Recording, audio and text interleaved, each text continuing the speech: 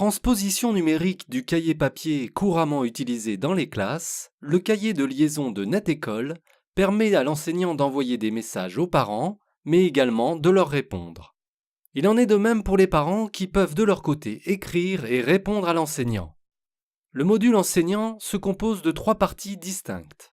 Le filtrage, pour une recherche rapide de messages en fonction de la ou des classes de référence de l'enseignant, du nom des élèves ou des éléments de contenu du message.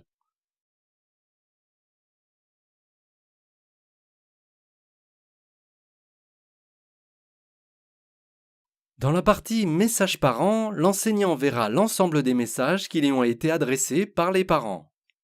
En noir, tous les messages lus et définitivement fermés.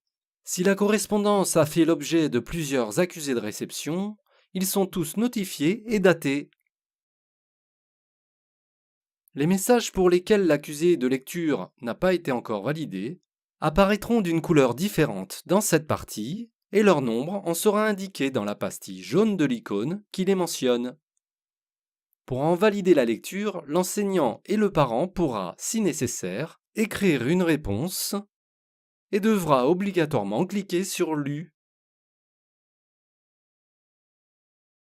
Dans la partie Message enseignant, ce dernier pourra effectuer préalablement un nouveau tri d'affichage pour visionner tous les messages envoyés ou bien seulement les messages individuels ou collectifs. Puis créer ces messages en indiquant obligatoirement le sujet du message, en précisant éventuellement la période de visibilité de ce dernier et enfin en rédigeant son contenu.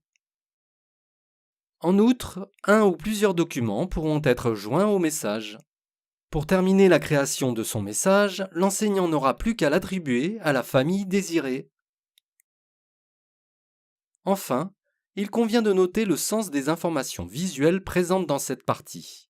Les symboles de la colonne accusée de lecture permettent en effet à l'enseignant de visionner rapidement l'état d'avancement de la lecture des messages par leur destinataire. Pour les messages collectifs, la double coche orange indique qu'au moins un des destinataires l'a lu, et lorsqu'on ouvre ce message, on peut voir qui l'a lu grâce à la coche verte en face de chaque nom.